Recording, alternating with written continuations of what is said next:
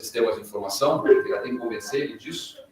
Ele faz trabalhos de sistemas de informação que são muito mais sistemas de informação do que algumas das coisas que a gente faz, né? Ele basicamente usa todo o conhecimento que a gente tem de computação para conseguir entender o mundo melhor a partir da sua pesquisa. Então, hoje ele vai dar uma palhinha para nós. Eu vou pedir, então, para que o professor Tiago suba ali no palco. O palco já está bonito ali esperando por ele. Enquanto isso, eu vou tentar ver se eu consigo aqui mudar o nosso layout. Então, vamos lá. Acho que já está melhor. Vocês devem estar... Avisa aí o pessoal que estiver à distância, você já deve estar agora vendo o slide inicial do professor Tiago. Professor Tiago, você pode falar numa altura normal, porque esse nosso microfone aqui está captando bem, pelo menos ontem ele funciona bem, então fica tranquilo. A audiência, talvez aqui, de repente, se depois para fazer perguntas, tem que fazer a pergunta um pouquinho mais alta, porque capta aqui nesse microfonezinho, né? Mas tudo funcionando. Então, professor Tiago, como dizem os gringos, the floor is yours. Muito obrigado, Alexandre, o pessoal que está aqui, o pessoal que está assistindo à distância. É uma honra estar aqui participando desse evento. Né? E é um privilégio também estar aqui na nossa universidade. Né? Pena que alguns de vocês não conseguiram vir, né, para passar o frio hoje. Mas quem sabe na próxima, né? Então, pessoal, hoje eu vou falar dois recortes, né, de duas pesquisas que eu estou fazendo, né? Uma eu já estou mais no final, assim, a outra está mais ativo nela, né? Com duas perspectivas diferentes, né? Então, talvez para conectar com assuntos que alguns de vocês vêm pesquisando, né? De repente fomentar alguma discussão nesse sentido, tá? Um pouquinho sobre mim, né? O Alexandre falou brevemente assim, sobre mim, mas um detalhe importante é que eu sou professor de mineração de dados, né? Então, assim, mineração de dados é bem genérica, pode aplicar em diversos contextos, né? Mas a minha paixão mesmo são sociedades urbanas, né? Então, se vocês olharem as pesquisas que eu faço, assim, gira em torno muito desse objeto, né? Sobre diferentes perspectivas, né? Então, vocês vão ver que essas duas pesquisas que eu trouxe hoje aqui focam nesse contexto, né? Então, geralmente, eu me interesso por problemas que as cidades têm, né, em diversos cenários, tá? Beleza? Então, pode passar. Né?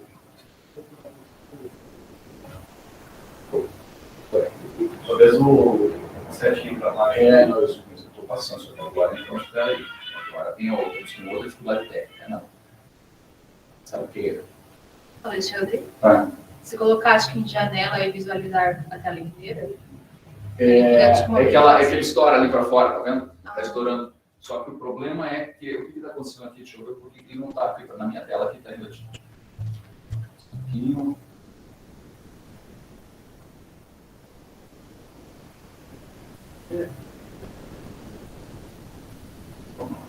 Desculpe. É isso aí. Então, assim, o ponto principal, né, que a gente precisa resolver, né, em qualquer dessas pesquisas que eu faço é como captar dados, né? Como eu tenho interesse no ambiente urbano e monitorar o que a sociedade faz, né, eu preciso de uma maneira de fazer esse sensoriamento, né? Então, assim, lógico que a gente pode obter dados de maneira tradicional, né? O que eu chamo de dados de maneira tradicional? Questionários, entrevistas, né? Dados do censo. Só que tem um problema, né? Pode passar.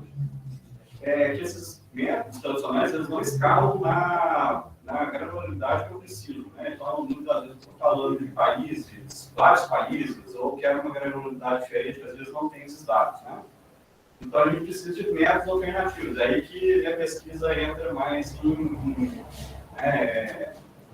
onde eu justifico mais as pesquisas que eu faço, né? Então, assim, abrindo um parênteses, né, o momento que a gente está hoje, né, a gente tem essa sociedade massivamente conectada, né? A gente tem vários tipos de mídia social e muita coisa acontecendo, principalmente na web, né? Isso é uma fonte de dados, assim, quase inestimável, né? Tem muita informação e a gente pode gerar conhecimento útil, né?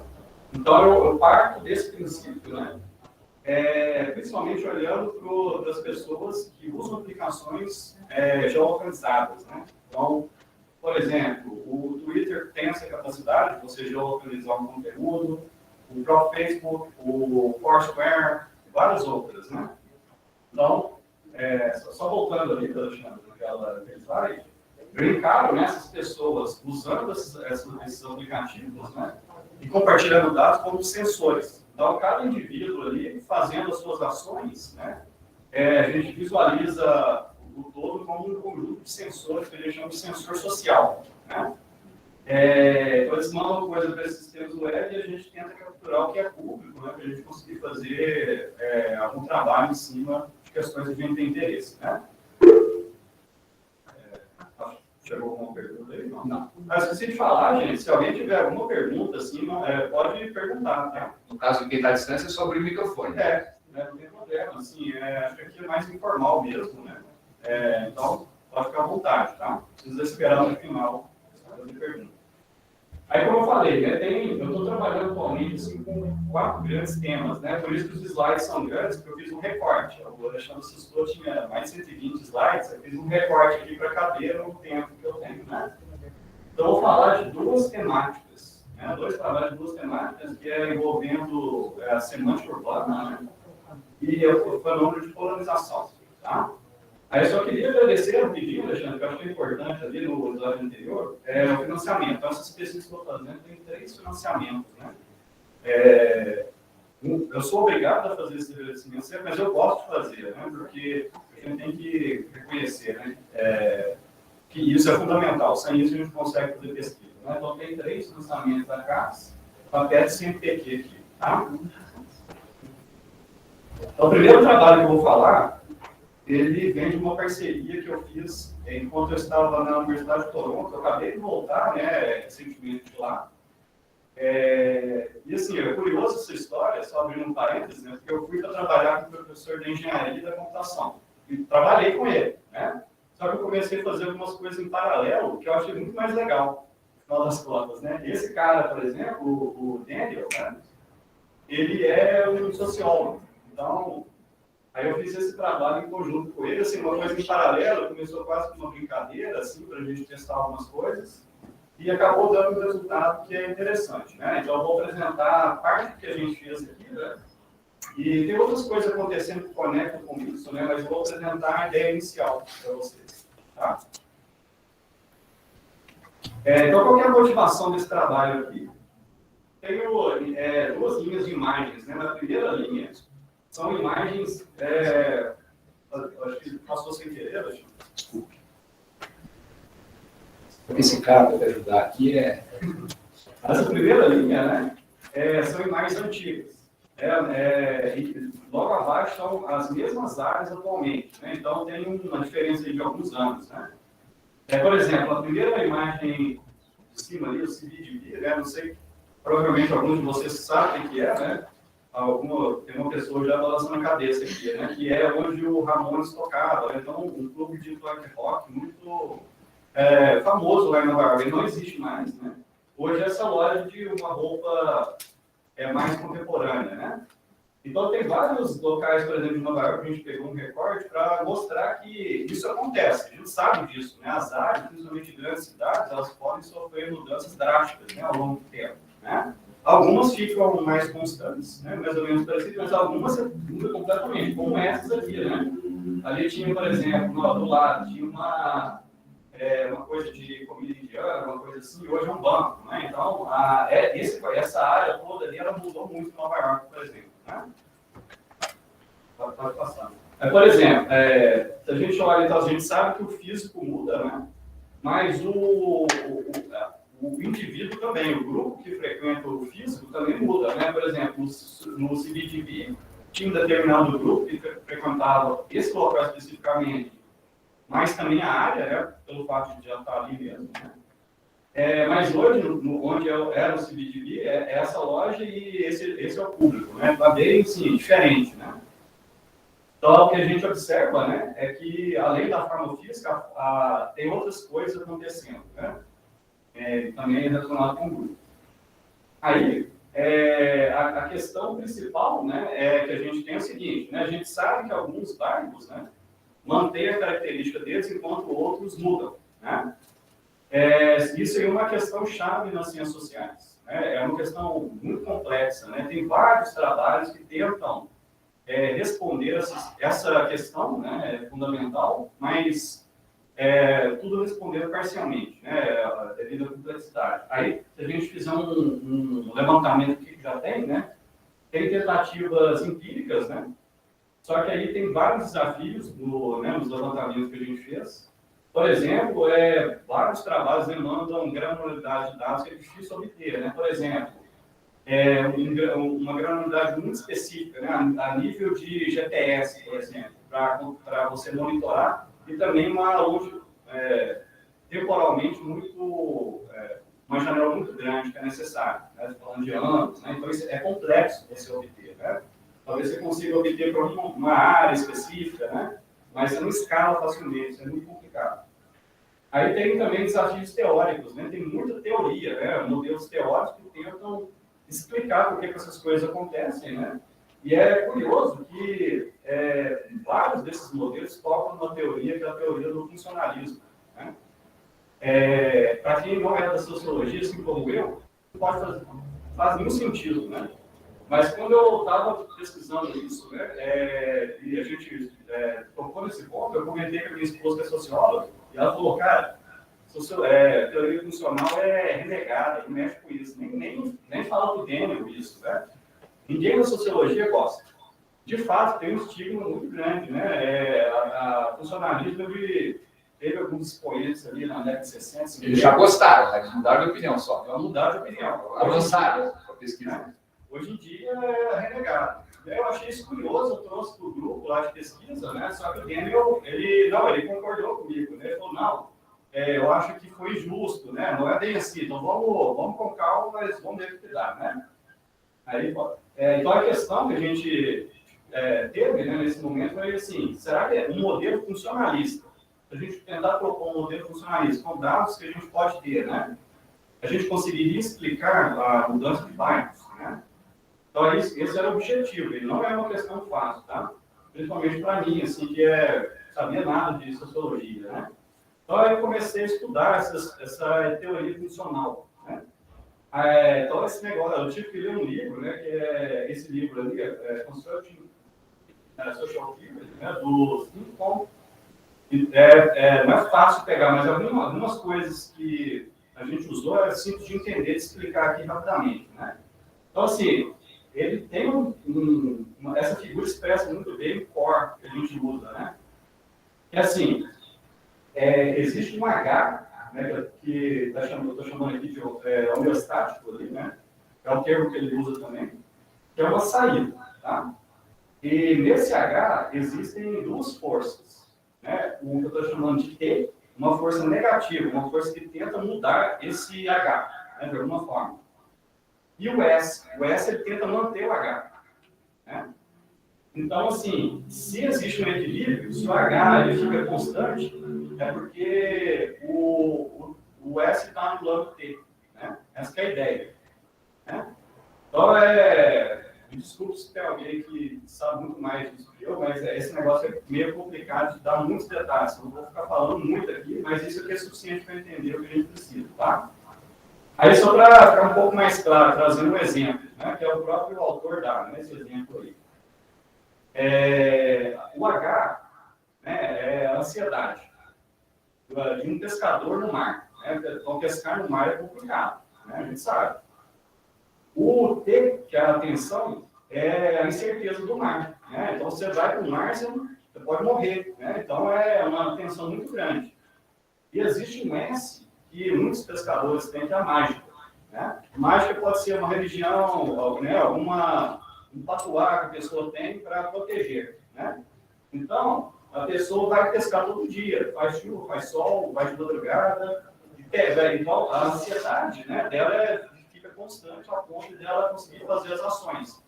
Então, nesse caso ali, como existe um equilíbrio, né, a mágica está neutralizando a incerteza do mar. Então, a gente poderia explicar esse fenômeno, né? Por que as pessoas vão pescar no mar com esse modelo, por exemplo, né?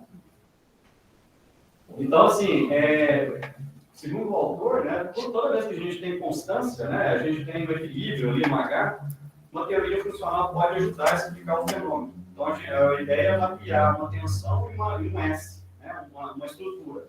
que tenta neutralizar isso, né?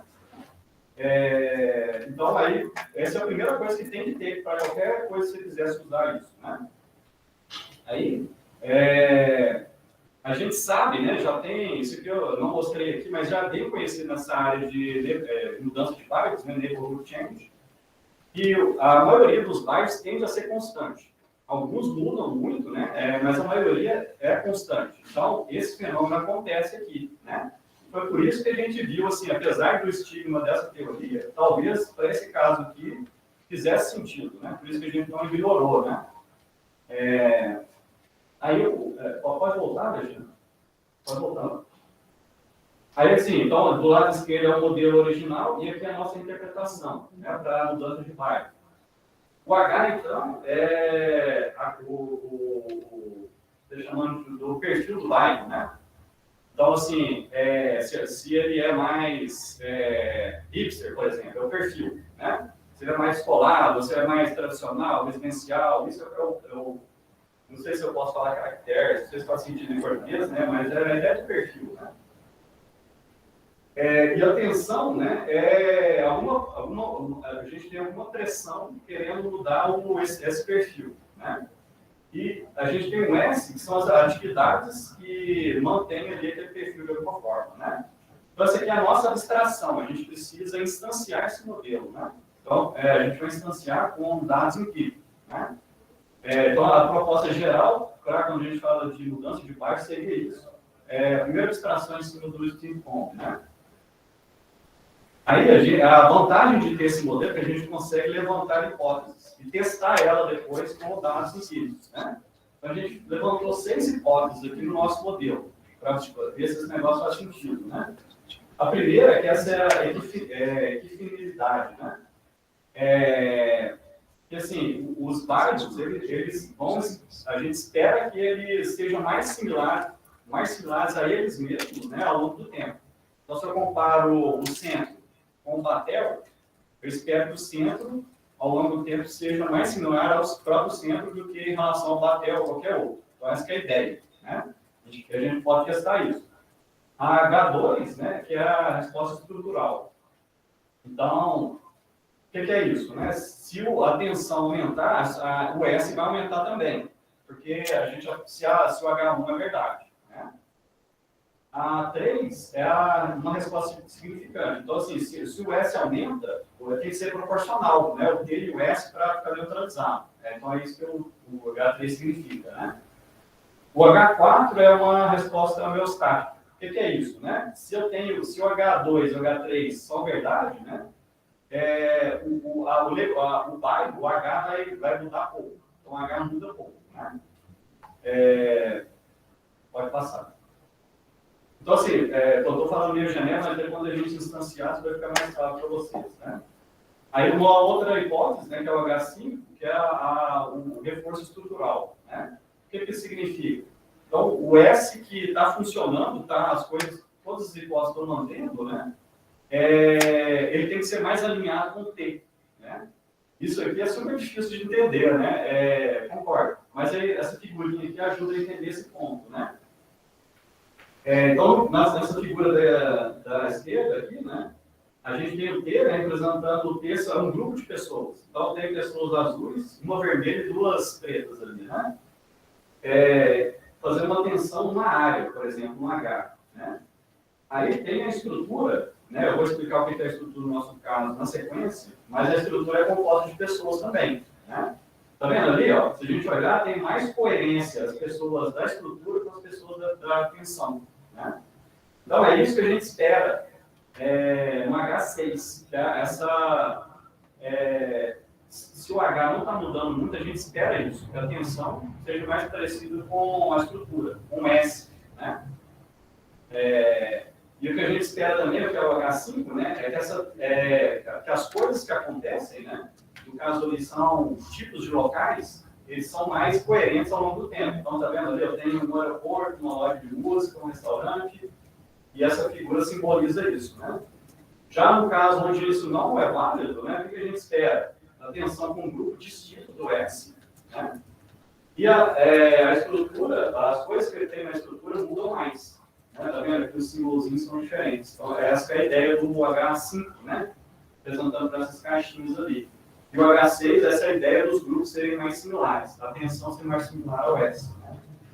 Então, aí a gente vai, então, tem todo esse modelo, né, que é genérico. A nossa ideia, né, é genérica, a gente vai instanciar para o caso aqui de caso empírico, usando os dados do IEL. Né?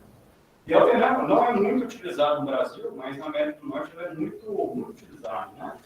Então, a gente pegou dados de 6 cidades, é um dado que o próprio IEL forneceu, tá? Que vai de 2011 a 2018, para 6 cidades, né? Tem 3 no Canadá e 3 nos Estados Unidos, tá? Eu vou falar primeiro de dados de Toronto, né? Mas depois eu explico o que acontece pelas outras. Então, primeiro, assim, como que a gente mede a estrutura, o S, daquele modelo, né? Então, a gente tem os usuários, né? Pode passar, Alexandre? Aí, o que a gente pega? Usuários regulares numa área. Então, você pega, por exemplo, o centro da cidade. Como a gente tem lá dados de 2011 a 2018, né? A gente sabe ver a recorrência. Quem são os usuários que mais vão ali, né? Aí a gente extrai esse grupo, né? Então a gente vai analisar sempre em grupos, tá? A gente esquece o indivíduo e só foca no grupo, né? Usuários regulares, então, é o que a gente vai olhar, e a gente vai olhar o que eles fazem nas áreas. Isso seria a nossa estrutura, tá? A atenção, a gente diz 2 coisas. Primeiro, a gente precisa identificar temas de grupos, né? E depois a gente vê essa distribuição em relação a quem é novato na área. Então, como é que a gente identifica grupos? Os usuários, eles frequentam locais distintos da cidade, né? Então, você pode ir num restaurante, numa universidade, numa biblioteca, né? Então, cada local que você vai, a gente associa um usuário, né? É como se fosse um documento, né? Eu, por exemplo, as palavras que compõem o meu documento são, né, universidade, bar, restaurante, né? Por aí vai. Então, cada usuário tem essas palavras que são os locais as categorias de locais onde eles visitam, né? Aí a gente pode voltar, só para finalizar ali. Aí a gente aplica uma técnica que é de estação de tópicos de documentos, né? É meio maluco isso. A gente encara o indivíduo como um documento, né? Aí o tópico representa uma temática de um grupo. Né? É aí que a gente define, para a gente consegue saber se é um foodie, é um hipster.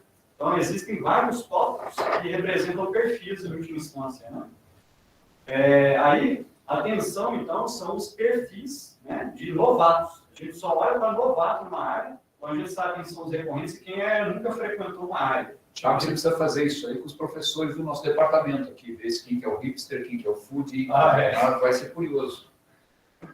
Bom, entendeu? Então, a gente olha para o novato e a atenção. Né? Aí, por último, pode passar, por favor? O H, que é o homeostático, né, é a distribuição de categorias, né, numa área, ou no centro. O que tem ali em termos de tipo de local. Né? Aí como que a gente interpreta isso? Né? A gente vai ter ao longo do tempo uma estrutura, uma tensão, né? Então isso aqui ilustra uma área de Toronto. É menor que um bairro, né? A ideia de tracts. Tracts se usa para os censos, né? Então, dentro de um bairro pode ter N tracts, né? É menor um pouco que bairro, que às vezes, muitas das vezes, os bairros em Toronto são grandes. Então, é legal uma área menor, né? Então, esse tract 090, que é bem central, bem conhecido, né? Isso aqui representa o que aconteceu com esses dados nossos, né? Então, a gente mediu a estrutura daquela forma, a tensão também. Ao longo do tempo, né? Essas são as forças. Esse aqui está normalizado para a gente conseguir comparar, né? Aí a gente tem uma técnica que eu não estou explicando aqui para ressaltar o que é pico, né? Então, a gente tem 2 séries temporais, a gente pensar assim, né? A gente tem essa técnica que extrai picos relevantes, né? Aí, esse aqui é o que a gente vai utilizar para trabalhar com essa técnica, né? Então, a gente, por favor, gente. Naquele exemplo anterior, a gente tem, aquilo ali gera esses 2 picos, né? Aí, o que a gente vai querer observar? Se teve uma tensão, um pico numa tensão, a gente tem que ter um pico na estrutura para tentar neutralizar. Caso contrário, alguma coisa vai acontecer com a área. Tá? Esse que é o modelo, né, que a gente quer testar. Tá? Isso aqui a gente chama de hits. Então, em um ano, se acontecer um pico numa estrutura, é porque ele está combatendo a tensão nova. Né? Você pode pensar assim, ó, se você gosta muito de uma área, está chegando muitas pessoas diferentes, você vai dar um suporte para os bares que você gosta, você vai frequentar mais, então você começa a fazer mais reviews, né? Enfim, você está reagindo a uma mudança que está iminente ali para o que você gosta de fazer. Né? Então, essa é a ideia. Né? É isso que a gente está avaliando. Né? Aí tem 4 exemplos aqui, né, de áreas de Toronto, tá? São áreas bem conhecidas. E o que aconteceu em cada track dentro dessas áreas? Então, cada linha é um track ao longo do tempo, né?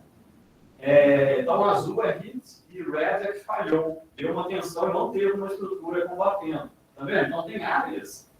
Tem 3 áreas ali que a maioria são azuis, né? Essa Washington, Parkdale e Yorkville, ali, né?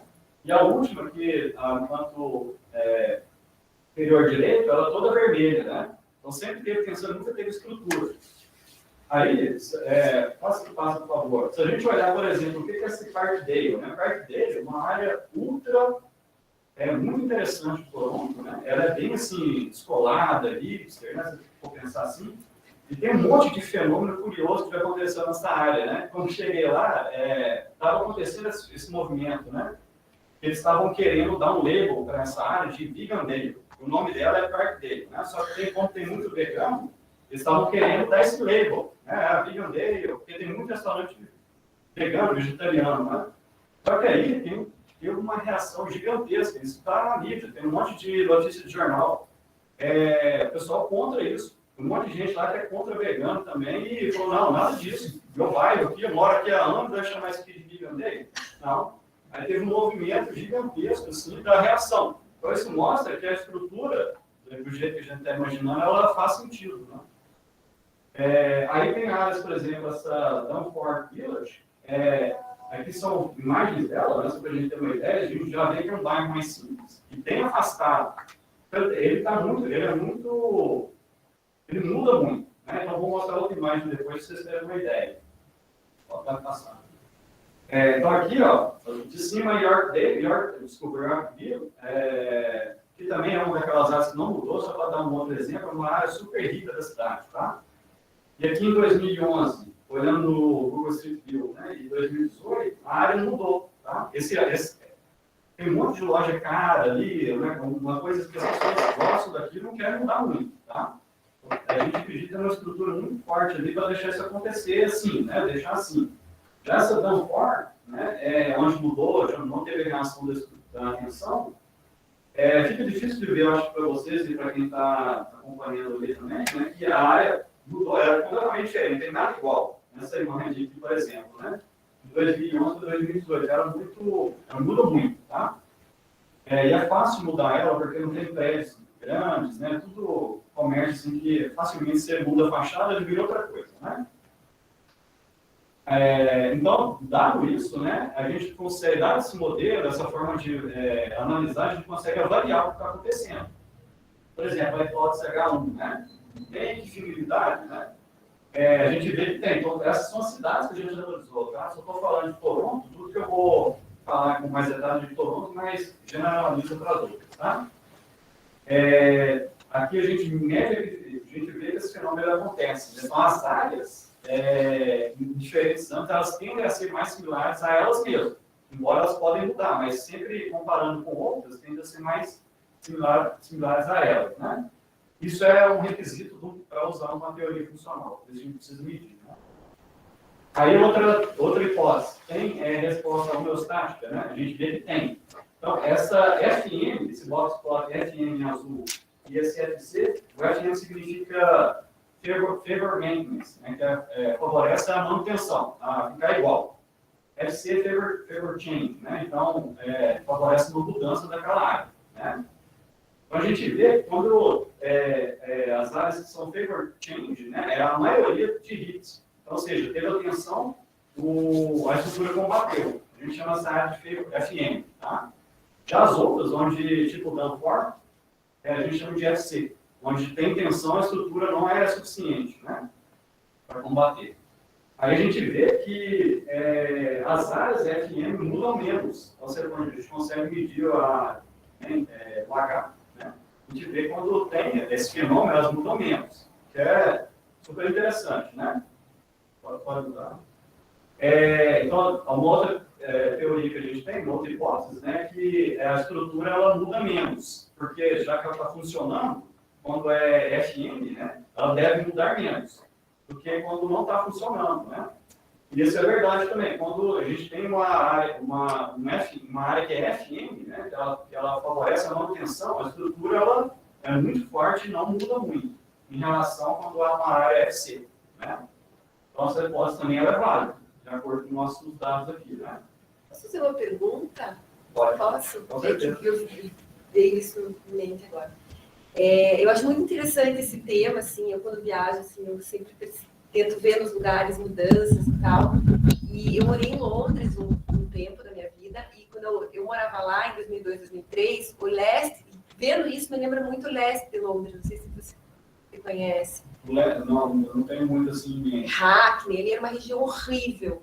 E eu estive lá agora, uns anos atrás, e foi completamente gentrificado. A minha percepção é que os agentes que queriam manter, que eram os imigrantes do Oriente Médio, as pessoas pobres, que não tinham dinheiro para pagar um aluguel melhor nas outras regiões, como, por exemplo, no Oeste, que são as áreas mais nobres, no Chelsea, Notting Hill e tal, eles queriam se manter ali, né, com as mesquitas, enfim. E aí, o que acontece é que daí os jovens artistas hipsters passaram a ir para esse lugar.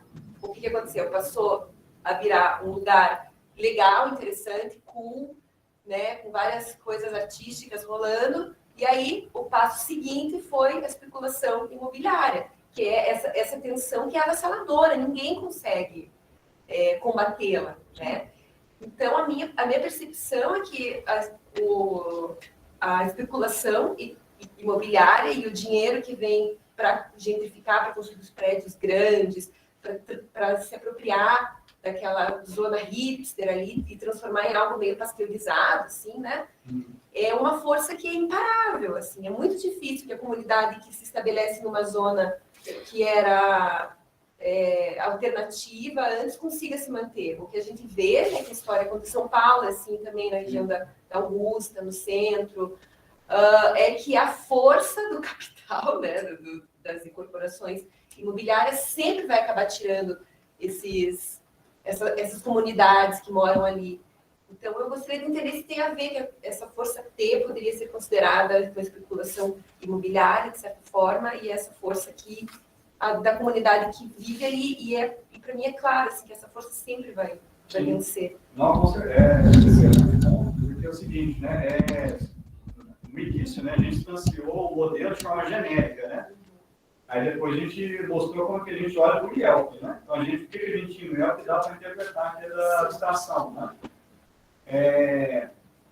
Só que aí você pode interpretar o T como sendo isso também, e o S sendo outra coisa. Poderia ser até mesmo a população, e o T a pressão imobiliária, né? Se você tiver a oportunidade depois de ver esse material, a gente dá até esse exemplo, né? Outras coisas que poderiam ser o T, né? Num contexto mais genérico. É muito legal isso. Mas aí você tocou num ponto muito importante também, que é o seguinte, né? Que é, para que isso serve, né? Tipo assim, como que a gente aplica ele? Porque é uma coisa que eu me preocupo muito, né? Por que eu estou fazendo isso? Né? Tem que ter uma aplicação útil para a sociedade, né? E você falou de mudança de bairro, assim, tipo, gentrificar, nem necessariamente é bom, né? Não é bom. O que acontece muito em Toronto, por exemplo, né? E assim, aí uma pessoa vai falar, só fazer uma política pública resolve, né?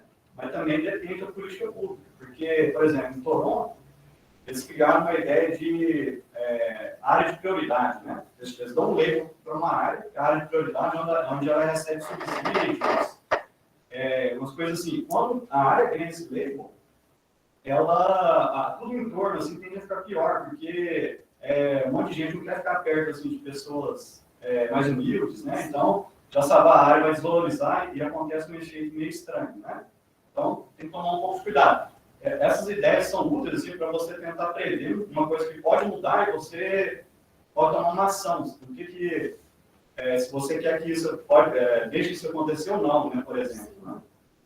Berlim é assim, né? Mas Berlim o povo é muito combativo, né? As pessoas estão lá e estão lutando muito contra esse fenômeno. da gentrificação. Então, eles tentam, as pessoas que estão lá, que alugam os apartamentos, eles estão tentando de uma maneira muito forte manter ali. Quem mora ali já talvez não tenha condição de ficar mais, né? Dependendo do que acontece, né? Pode ser ruim para aquela população ali, né? É complicado. Mas com certeza, dá para fazer assim. Eu acho que você passou um slide ali, Alexandre. Voltamos. Esse aqui é o último slide aqui, que a gente avaliou se tem essa maior semelhança entre estrutura e atenção, né? Então, a gente vê que tem. Então, as áreas FM, o alinhamento, que é essa relação, né, ela é maior para essas áreas do que quando a área muda, né? Então, mais uma vez, né, a hipótese, nesse caso, a hipótese 6 também era válida, né? Tem mais detalhes, tá, gente, no paper, pode passar, Alexandre, por favor. Esse paper aqui, tá? Onde tem um monte de coisas que eu não expliquei aqui, porque não dá tempo, tá? Tem várias páginas de journal aqui, né? Mas eu deixei ele nesse repositório público, onde vocês conseguem ter acesso, tá? E será que quando começa a ter mais reviews no Yelp, quer dizer que tem mais lugares que as pessoas estão indo visitar, estão dando nota, estão fazendo reviews, também já é um sinal de que o bairro está mudando, né? De que, tipo assim, as pessoas estão indo mais para lá, tem restaurantes, tem coisas que as pessoas estão indo visitar, e pode ser também um sinal dessa gentrificação, digamos assim, né? Então, aí também pode depender, né? Porque o maior número de review pode ser do mesmo grupo, né? Sim. Até das mesmas pessoas, né? Nada impede disso acontecer. E também um público muito semelhante, que não dá o que a gente chama de clash, né? Não tem problema ir mais pessoas, se as pessoas forem compatíveis com quem já está ali, então não dá o clash, não tem tensão, né? Pode ter mais, mas aí eles vão acabar sendo regulares, eventualmente, mas não tem pressão para mudança. Né? Sim, são as mesmas pessoas. O que dá o clash é o newcomer, que ele é divergente da tensão, da estrutura, né? Aí teria que fazer um campo ali, né? Teria que ir ali, de repente, dar uma olhada. Isso é difícil, né? Tem que olhar para uma área específica só, né? Olhar para a cidade inteira já tem um limitador, né? De esforço braçal para colher essa área. Na própria área, né? Sim, ir lá caso, ver, perguntar, conversar com as pessoas, ver se tem alguma coisa nova. Nada impede de pegar um bairro só da cidade e fazer um estudo, né, no bairro ali e até validar algumas coisas que outros trabalhos têm e esse outros têm. Né? Muito legal. Então, esse é o primeiro trabalho, né, gente, que eu apresentei para vocês. Pode passar, Alexandre. Assim, só para fechar, né, então esse modelo ele ajuda a gente a pegar esses aspectos de mudança de bairro, né? Mas poderia ser instanciado em outros contextos também, além desses que eu mostrei usando o Yelp, né?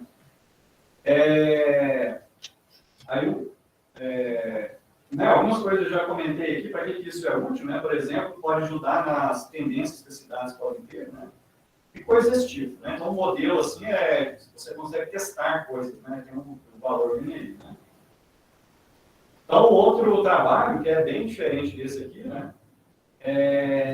Contou com a colaboração do Alexandre, né? E também, quem fez a maior parte do trabalho foi o aluno de mestrado nosso, né? O Jordano.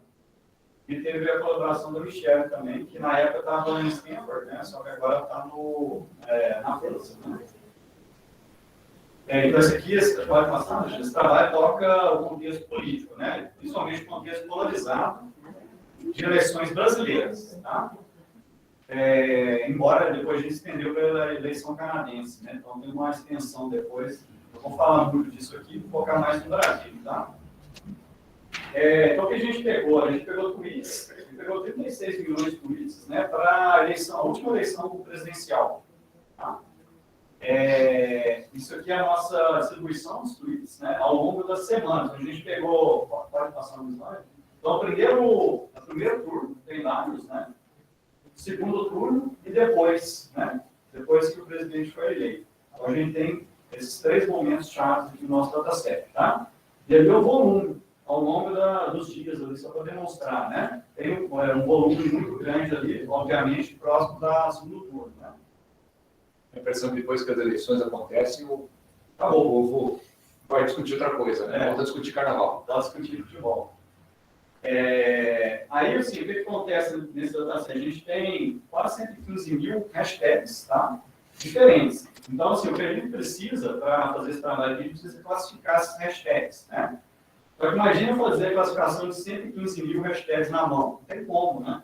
A estratégia que a gente usou foi assim, a gente pegou as 100 mais populares. Populares no sentido assim, de aparece mais, né? Aí a gente pegou 3 voluntários distintos, né, para classificar essas hashtags, não deixou na mão deles, né? Aí teve um grupo, 76 hashtags, teve 100% de concordância, né? Então teve hashtags que são incertas, as hashtags que a gente chama de direita, tá? Embora há controvérsia nesse termo, né, mas vamos usar esse termo ali. E hashtags de esquerda, tá? Então, para fazer a classificação do restante das hashtags, a gente usou uma classificação semi-supervisionada para isso, tá? Então, a gente, dadas essas sementes que a gente já tinha classificado, essa técnica classifica o resto para nós. Né? Aí, com isso, a gente conseguiu classificar 78 mil hashtags. Então, algumas a gente perdeu, né? Mas são hashtags que a gente poderia arcar com esse custo de não usar elas, tá? A gente ainda tem muita, né? Na sequência, então a gente sabe quais hashtags são de esquerda e de direita, né? Aí a gente vai olhar para o uso dessas hashtags para cada indivíduo que a gente tem no nosso dataset. A gente criou essa métrica aqui que a gente chama de pH, e a gente basicamente vai olhar o número de hashtags de direita menos o número de hashtags de esquerda dividido pelo total de hashtags, seja de esquerda, de direita ou de incerteza. Tá? Então, esse pH expressa... Pode passar? A gente consegue colocar qualquer conta que a gente tem no nosso dataset nessa escala aqui, né? Pode passar de novo? Aí a gente definiu esse intervalo que eu estou mostrando ali, né, como neutro. Então, se o seu pH da minha conta cai ali, nesse intervalo, a minha conta é neutra. Qualquer ponto fora desse intervalo, eu sou de esquerda ou de direita. Né? Então, mais para cá é de direita, mais azul vai representar a direita e vermelho a esquerda. Tá? Aí, com isso, né, dado que a gente tem o engajamento no nosso dataset, o engajamento aqui é quem retweetou quem, né, é isso que é o engajamento que a gente olha, a gente monta um gráfico não direcionado, né, só representando o engajamento. A gente esquece o sentido aqui, tá? E o peso representa o número de vezes que teve engajamento. Então, se eu retweetei numa conta 1000 vezes, vai ter um peso ali representando isso. Né? Aí, isso aqui é uma foto, né, do nosso dataset inteiro. Tá? O que aconteceu? Então, a gente coloriu cada nó em vermelho e azul representando a polaridade, e preto é o nó neutro. Né? Então, a primeira coisa que a gente olha assim, é que tem uma dominância muito grande de vermelhos e azuis. Né? Então, os azuis são de direita, os vermelhos são de esquerda, alguns nós neutros ali, né, são os neutros, né, são os pretos. Mas a gente vê claramente que tem uma polarização muito forte, né, no Brasil. Né? Aí, se a gente olha com atenção aquele meio ali, né, fica difícil para vocês visualizarem, mas aqui é um nó que faz uma ligação muito forte dos dois grupos. Né? Tem uma ideia de ponte, né? Conecta dois grupos. Isso é raro de acontecer, porque é muito polarizado, mas tem alguns nós que fazem ponte, né? Então, tem arestas dos dois lados ali, né? Então, isso eu volto para esse ponto depois. Mas aqui só para a gente observar, né, ao longo das semanas, das 6 semanas que a gente tem, o que foi acontecendo, né? No programa, o que vai acontecendo em cada semana, né? A gente vê que sempre tem bem polarizado, né? Bimodal, assim que a gente chama, ela mostra isso claramente, né? Tem dois grandes grupos ali e muitos grupos extremos dos dois lados, né? Então, polaridade, por exemplo, 1 e menos 1 são extremos para qualquer viés que você tem. Então, isso existe ali, né? Fanático dos dois lados, tá? E depois da eleição. Depois da eleição, um volta ao normal, né? Tem muito, né? Polaridade mais nesse sentido. Né? Aí aqui, se a gente olhar, por exemplo, a interação, né, entre os, por pH então ele expressa seu viés político, né? Essas figurinhas aqui mostram, quanto mais escuro, mais interação entre, então, cada célula, né, por exemplo, essa célula aqui, de 1 a 1, né? Então, usuários que são com pH 1, a outro usuário com pH 1. A gente vê que é forte isso, né? O que isso significa? Pode passar no slide. Tudo isso que eu ressaltei ali, ó, representam a interação entre viés, entre pessoas que pensam igual, né? Com o mesmo viés político. Dos dois lados, não é de um lado só que isso acontece. Então, se eu sou de esquerda, eu vou tender a conversar, trocar mais mensagens com pessoas de esquerda. Mesma coisa para as pessoas de direita, né? Então, tende a conversar na bolha dele, né? Então, é uma maneira de visualizar esse fenômeno também, né? Então, essa é a ideia, né? A verdade que eu quero ouvir, né? Aí, só voltando àquela figurinha, né? Esse nome em particular aqui é uma mídia tradicional, né? Aí, isso aqui é um estalo que deu, né, no nosso grupo ali. Talvez tenha alguns nós, né? Seria interessante a gente entender o que faz esse fenômeno de ponte, né? Porque o que a gente quer na próxima eleição, em qualquer cenário polarizado, é que não tem muitas bolhas, né? A gente quer uma coisa mais. A gente quer pôr o pessoal para dialogar, né? Que é a bolha prejudicial, né? Seja qualquer assunto. Aí, se a gente conseguir minimizar a polarização, talvez a gente chegue a um consenso melhor, né? E pare com discussões que não levam a lugar nenhum. Então, a gente ficou com isso. Nesse trabalho, a gente parou por ali, né? Com essa ideia, será que as pontes, a gente consegue entender esse mecanismo, né, e tudo mais? Aí, só para dar uma palhinha, né, do que a gente fez, aí não vou explicar esse trabalho aqui, né? Mas esse trabalho ainda está no repositório do link público, quem tiver interesse pode procurar, que vocês vão achar, tá? Está na minha página também, depois eu passo o link do meu site para você, quem tiver interesse, pode pegar, tá? Então, aí, pensando nisso, né, nessa ideia de pontes, a gente criou uma métrica nova, né? Métrica de rede. Porque nenhuma das que tinham na literatura atendia o nosso caso. Então, a gente criou uma métrica, a gente denominou a princípio, talvez esse nome vai mudar, né? Esse artigo já está na segunda round de revisão, né? A gente está descobrindo, né, que Bubble Popper é uma coisa que eles não são. Eles tentam ser Bubble Poppers, mas não estouram as bolhas, né? Aí talvez ela vai mudar para Bubble Reacher. Então, o termo talvez vai mudar. Mas a ideia é a mesma, né? Aí é o seguinte, né? O que essa métrica extrai? Não sei se vocês conhecem o Bitwinners, né? Por exemplo, o Bitwinners é clássico em redes, assim, né?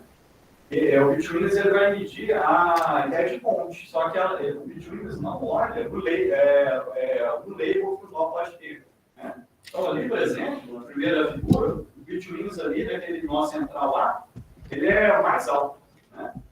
Com razão. Né? Também ali, o D é parecido, né, com aquele, porque ele é muito ponte ali dentro daquele grupo, né? Então, apesar de ter a utilidade dela, o nosso contexto não atende, né? Porque a gente quer extrair nós centrais que fazem ponte em duas ideologias diferentes, tá? A gente não atendeu. Uma outra uma métrica super recente também, de 2019, se não me engano, 2018, essa Bridgman.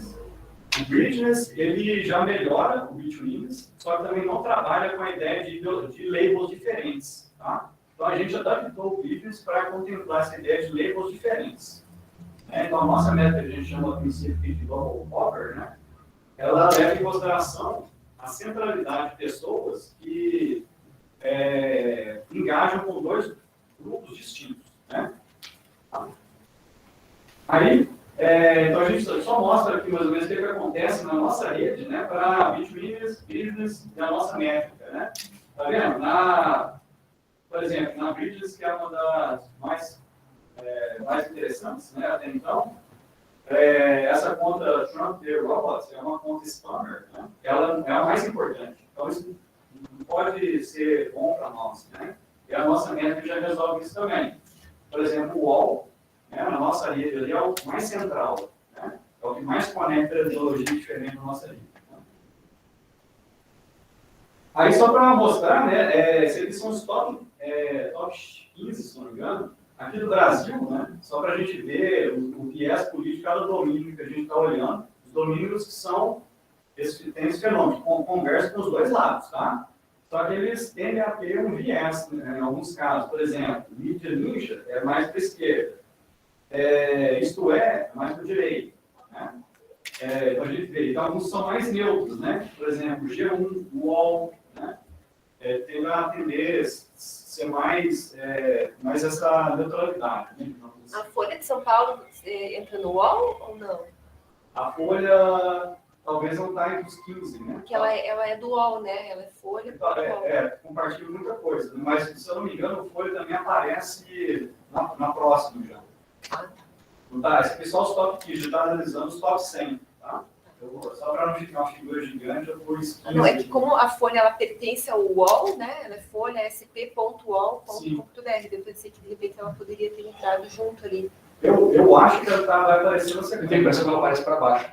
Eu acho que ela está entre o top 20, tá? Mas aqui, se a figura fosse muito grande, a gente não ia... Entendi, talvez se juntasse o UOL e Folha, desse... Não, é só curiosidade para saber onde que a Folha está nesse espectro, porque o povo da direita fala que é Foice de São Paulo, o povo da esquerda fala que é, né? Sim. Normalmente, esses que se propõem a ser bubble poppers, eles acabam sendo percebidos pelos extremos como sendo do outro lado. Exato. É curioso isso. Mas isso tem uma razão. Aqui, ó, esse fenômeno ele é explicado, né? Por exemplo, se a gente pegar as top URLs compartilhadas por esses bubble poppers, né? Olha o que está acontecendo. O eixo X aqui é o pH, a polaridade, né? E aqui, ó, eu peguei 10 URLs só para a gente ver, tá? Mas esse fenômeno é geral.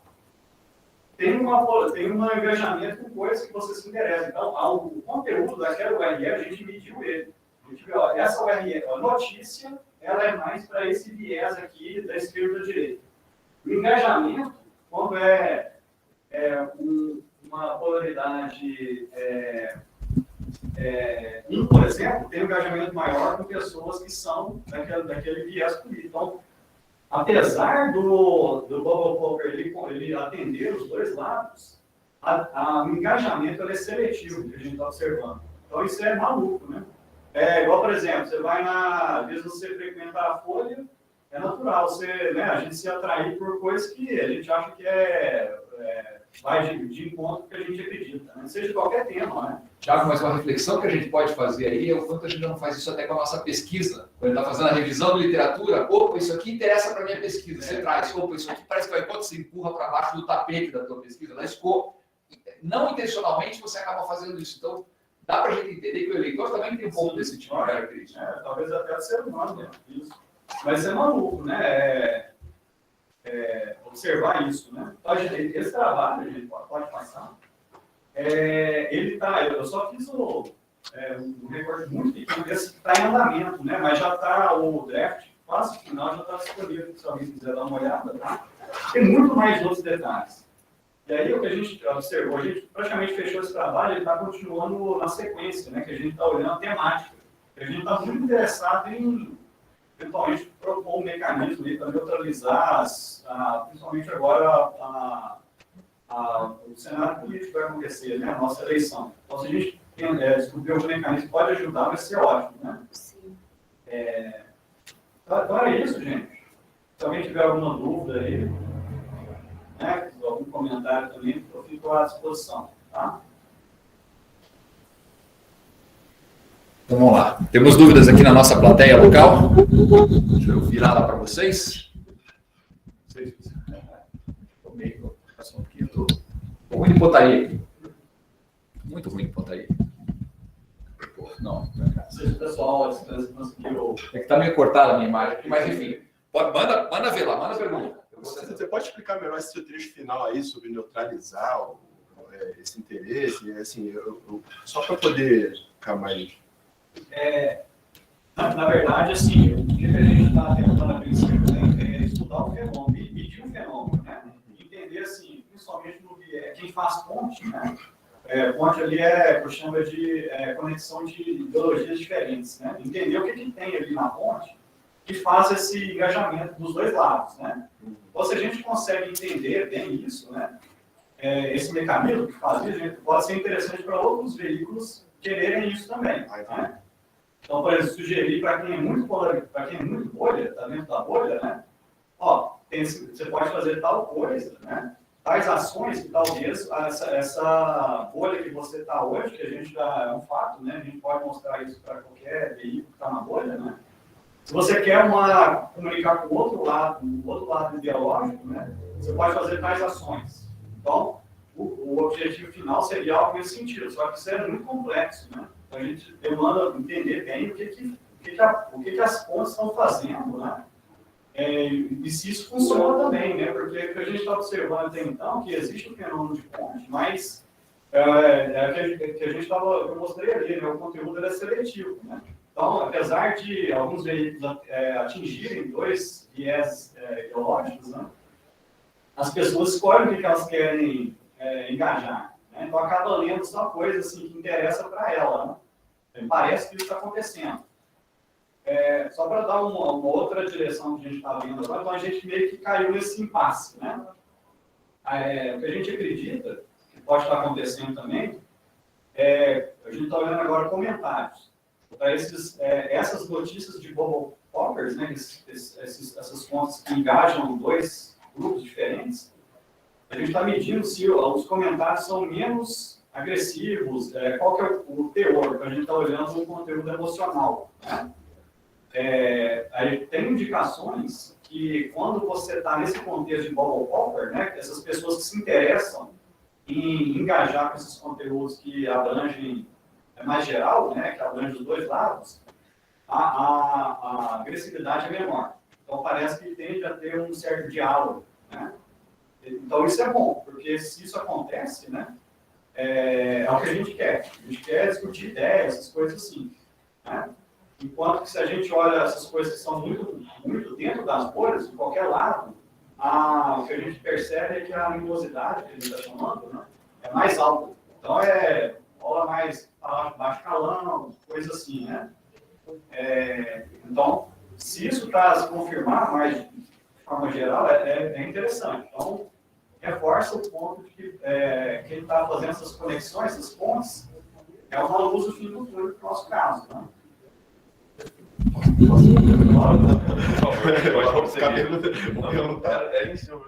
Em 2019 eu tive no ABCIBER em Juiz de Fora e eu vi alguns trabalhos que tratavam sobre essa questão de vocês aí também.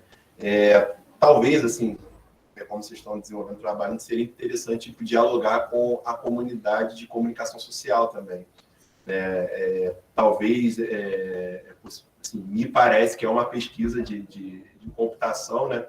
E talvez essas questões aí possam estar em outras comunidades para poder buscar explicações mais interessantes ou até complementares à perspectiva da pesquisa, mas muito legal. Com certeza, só respondendo, né? Concordo plenamente, assim, tanto eu acabei não estressando muito aqui, né? Nesse trabalho em particular, a gente já fez 2 trabalhos, né? E todos eles tiveram colaborações de outra área. Então, sempre tem sociólogo, né? Nesse trabalho tem 2 que a gente está fazendo agora. Inclusive a colaboração do Canadá. Eu não dou conta desse tipo de trabalho, eu nem me atrevo, né? Eu aprendo muito com esse pessoal, porque o meu lado é técnico, né? Sem eles, ficaria um trabalho muito pobre. Então, essa colaboração ela é riquíssima. E só faz sentido se tivesse colaboração, porque senão eu ia ficar muito limitado, né, no que os dados falam ali, né? Tem interpretações que demandam outros conhecimentos, com certeza. Né? Na verdade, uma reflexão para a nossa área, né? Sistemas de informação só faz sentido se envolver gente de outras áreas. Então, nós estamos fazendo trabalho só na computação, e aqui a gente tem computação, tem administração, só numa das áreas a gente perde a riqueza do que justamente nos diferencia de outras áreas da computação, da administração, da sociologia. Por isso que eu trabalho muito com o Alexandre. O Alexandre é o mais sociólogo do departamento. Mas estou longe ainda, né? Estou longe ainda. Mas estando num departamento de computação, eu diria que ali talvez, né? Pergunta para o pessoal da administração lá, eles vão dizer, não, esse cara não é o...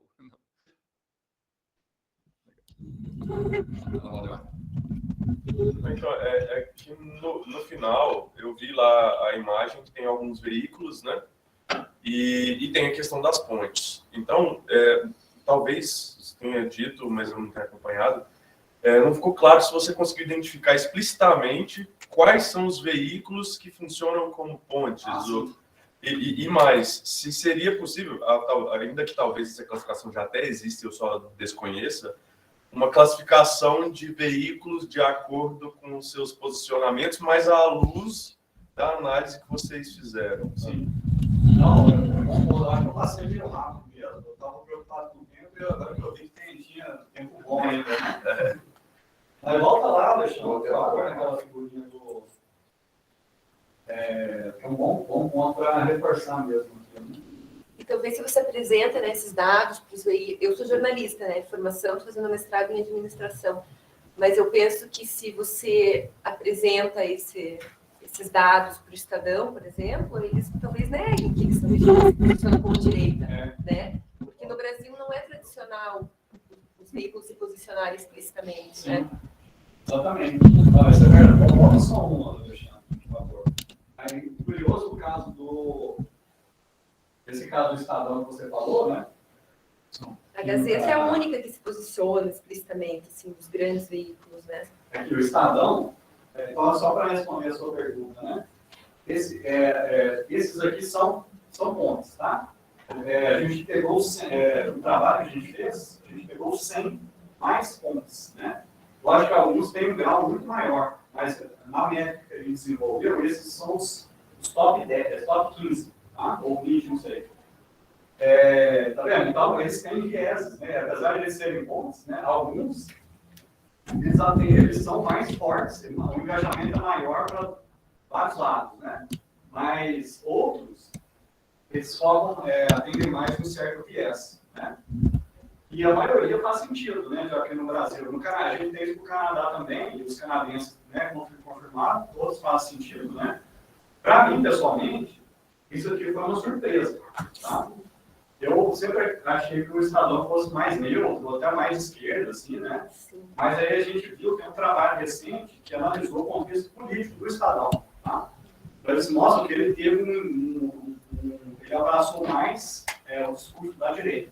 Se a gente for pensar bem, vários dessas nossas mídias foram abraçadas por algum dos lados, e em alguns casos elas mudaram de lado, né?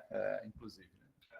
Então, realmente, a gente confirmou tudo, né? Tudo parece fazer sentido mesmo, né? Isso aqui foi o que mais chamou a atenção, mas tem um trabalho recente do Grupo Brasileiro, né, que analisou o engajamento, né? Na eleição. Talvez em outros contextos, né, ele possa ser diferente. Mas, especificamente, na última eleição, ele teve um posicionamento mais a favor de uma certa ideologia. Né? Então, aí, tá vendo? A gente fez esse termômetro, né, para ver onde que estão. Né? Isso guia também, assim, tem duas mensagens, né? Apesar de ser ponte, não necessariamente é neutro. Né? Alguns são neutros, né? Mas tem muito que tem viés claro, assim, né? E atende dois lados. Aí, muitos desses casos pode ser assim, atendendo, as pessoas podem engajar de maneira negativa com o conteúdo que eles propagam também. Isso pode acontecer, né? É por isso que a gente está analisando o conteúdo agora também, com mais força, né? Para ver se a gente extrai algumas mensagens assim, né? Porque, exatamente, o nosso ponto é entender o que funciona de bolha, né? Mas a gente vê que não é só o fato de ser bolha que é bom também. Né?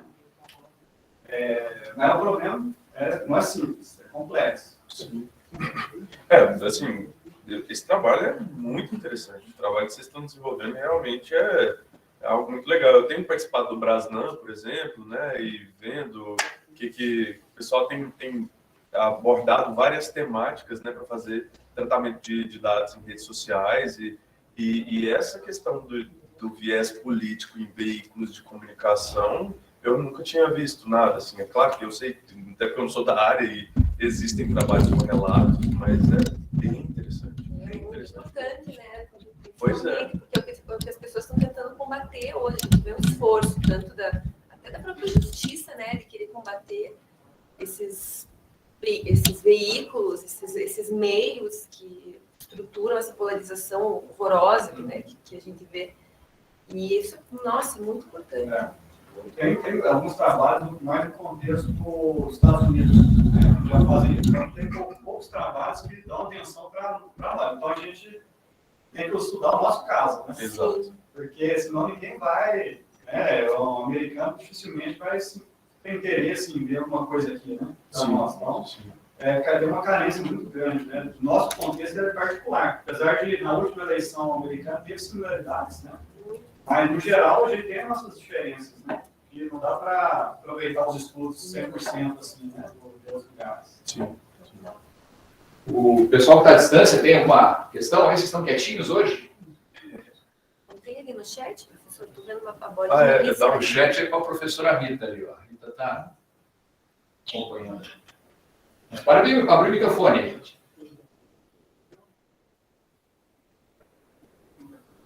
Estão quietinhos, não. Está frio em Curitiba, não está frio onde eles estão. Não, mas tá ficando frio nos outros estados também. Viu? Tá chegando para lá? A gente só começa por aqui, né? Curitiba sempre dá notícia para o Brasil. Vai ser assim, é justamente para poder chegar lá no G1, onde for lá, e dizer assim, olha, a partir de amanhã, 2 graus, né? Mas vocês foram primeiros, gente. Apareceu hoje aqui nesse horário. Eu saí de casa e estava com a sensação de 1. Nossa. Aí eu... nossa, se alguém aparecer, eu vou dar um tempo. No caso que eu ofereci uma carona, mas daí eu falei assim, eu estou tão enrolado que eu achei que ia chegar aqui meia hora antes de você, né? Eu falei, me enrolei tanto aqui para ir lá montar o círculo que eu acho que deixa o Thiago já deve estar organizado de outra forma. Não foi de bicicleta que você veio, não, né? Eu sei vir, mas foi a minha mãe que foi lá. De bicicleta, quando eu era estudante aqui em Curitiba, para quem não tem noção do que é clima em Curitiba, quando eu era estudante do ensino médio, eu ia de bicicleta para o colégio, o minguinho separava assim, ficava congelado, e só descongelava para conseguir fechar depois das 10 horas da manhã. Assim, era assim a coisa. Mas o Thiago não conheceu isso aí porque ele estava em Minas nessa época. Alexandre, quer abrir ali o comentário do Cian? Tem, Tá no vamos ver se eu chat. consigo abrir os comentários iniciando no chat. Não, eu posso ler. Não, mas eu acho que eu consigo abrir aqui para o povo ver. Mais difícil achar o cursor aqui mesmo. Tá, Achou? achei. Então, Thiago, você pode interagir.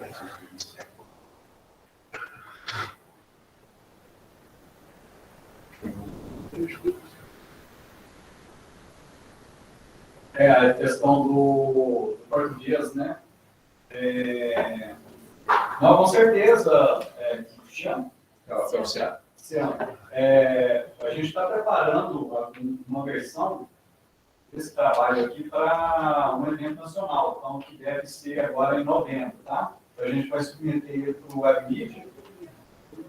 Se for aceito, né, em breve ele já vai estar disponível também. Tá? Thiago, esse aqui é o Cian Wolfgang, se fosse Sean Connery, aí o nome já ia pronunciar diferente, mas esse para nós é Cian, né, um dos líderes aí da nossa área. Mas com certeza, a gente sempre tem essa preocupação, né? A versão anterior a gente já tem em português, né, no material, mas essa mais nova, que eu acho que tem muita coisa importante para nós, né? A gente já está preparando sim, para se der certo para o WebMedia agora, tá? Talvez, vou até pôr para cá de novo aqui na nossa Las Vegas, aqui, né? Para dizer o seguinte, essa talvez seja uma reflexão importante para nós da área também. Nós ficamos muito tempo, eu bati, pessoalmente, por muito tempo só escrevi em português, porque achava que a gente, nós estamos fazendo pesquisa no Brasil, muitas vezes em universidades públicas, e depois isso aí, quando escreve em inglês, vai parar lá nos repositórios, depois nem a gente consegue ter acesso, né?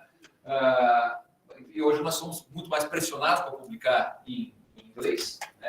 Até para ter uma inclusão maior na sociedade, de sistema de informação internacional, mas isso acaba fazendo com que a gente esqueça um pouco dos nossos, né? E nós temos que, acho que já que nós estamos pensando aqui em sistemas de informação para um mundo mais humano, né? Quem precisa de humanidade são justamente aqueles os mais carentes, né? Os que estão em áreas que não, muitas vezes, ou seja, acabam fazendo pesquisa e é mais fácil coletar dados, tudo em outras regiões, às vezes até a pesquisa dos brasileiros acaba sendo para tornar outras áreas e outros países ainda mais fortes do que já são, né? Então, talvez uma reflexão para nós aqui também, nós temos que fazer isso e vamos fazer, né, Thiago?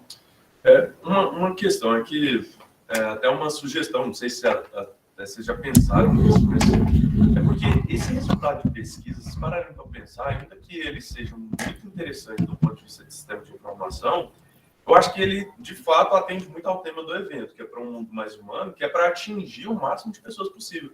Então, eu fiquei pensando se vocês já chegaram a entrar em contato com algum veículo jornalístico que vocês pudessem, eventualmente, que eles fizessem uma reportagem, sabe, como resultado de pesquisa de vocês, para isso realmente se disseminar, não apenas para a comunidade de computação, mas para, sei lá, para o Estado, para o Brasil todo, e se eventualmente seria possível preparar um digest desse material, ou seja, algo não tão técnico, e que seja de acesso, por exemplo, em um portal do tipo G1, ainda que eu não sei se eles vão ter interesse, porque dependendo de como eles estejam classificados no ranking, né, talvez eles fiquem meio assim, mas de realmente tentar colocar isso para acesso generalizado, não apenas de quem é da computação, sabe? Porque eu acho que é muito interessante esse resultado de pesquisa.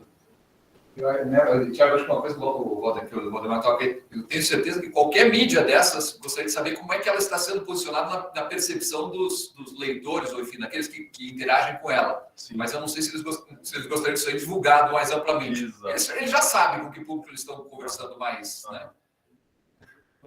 Mas muito interessante a sugestão, né? De fato, assim, acho que a gente é muito técnico, né? A gente se preocupa e também nem sabe fazer isso bem, né? Como conversar com a mídia, por exemplo, né? Exato. Acho que a gente fica meio esperando, assim, que eles leiam e se a gente tiver algum questionamento, a gente responde, né? Mas não é bem assim, né? Ai, não leio, né? Acho que a gente fica assim, tá público, então todo mundo tem acesso e quem tiver questionamento pode vir e a gente responde, né? Mas, se for parar a pensar, é difícil entender algumas coisas, né? Você falou de dar uma resumida, assim, mastigada, né? Realmente pode ser um caminho interessante. De repente, a gente vai fazer um post no blog, isso, né? post no blog, daí passar para um monte de gente, as pessoas viralizam, né? Tentam viralizar, né? Exato. E tem uma outra coisa assim, lá em Goiás, pelo menos, a afiliada da Globo, lá eles são bem abertos no sentido de assim, você manda um e-mail ou liga para eles, e por sermos da Universidade Federal, então a gente tem alguma credibilidade, digamos assim, né? E aí a gente conta o que a gente está fazendo, fala, olha, está acontecendo isso aqui na universidade, e aí eventualmente eles vão lá e fazem a reportagem, sabe? Então talvez vocês consigam algo nesse sentido, de ligar mesmo, mandar e-mail, entrar em contato, e por vocês serem de uma Universidade Tecnológica Federal, né, de eles simplesmente se interessarem por isso, sabe? Por vocês serem pesquisadores, pelo rigor do que vocês produzem. Então, normalmente eles já vêm e fazem. Sugestão de pauta, né? A famosa sugestão de pauta. O jornalista vive disso, né? É uma boa ideia. Exato. Tem que preparar um material assim e ou apresenta para eles ou deixa público de uma maneira... canal mais simples também, né? De acessar para o público em geral, né? Sim. Exatamente. Boa sugestão. Com certeza. Vamos pensar nisso. Agregando, de repente, outras pesquisas também, né? Nesse contexto, né? É porque eu realmente acho que é algo que vale ser disseminado, sabe? Porque para que as pessoas tenham mais consciência a respeito do que está acontecendo e com uma análise técnica, né? Mas nem por isso não alcançável por essas pessoas. Então, bom ponto, com certeza. Legal. Obrigado. Bem, eu gostaria de... Vem fechar aqui. O Valdemar fica falando lá do fundo, né? Mas ele saiu do quentinho do hotel dele, veio até aqui, né? Então, vai lá, fecha para mim. O Adriano está perguntando se o slide vai ficar disponível. Eu posso mandar. Manda então no Discord. Tá. Manda para você? Manda para Rita. Ou para Adolfo. Manda para Rita ou para Adolfo. Você sabe que eu vou ver depois do evento, né? Eu sou monotarefa. Eu vou só tirar um monte de lixo depois do que eu fiz no recorte. Então aí eu só dou uma limpada mesmo, que tá depois desses slides aqui. Legal. Então, na verdade, Thiago, em nome da Comissão Especial de Sistema de Informação e do Comitê Científico, né, do SPSI, nós gostaríamos de te agradecer por ter aceito o nosso convite e por ter trazido aqui essa palestra tão interessante, essa masterclass, na verdade, né? Tão interessante para abrilhantar e enriquecer o programa da SPSI 2022. Tá? Obrigado.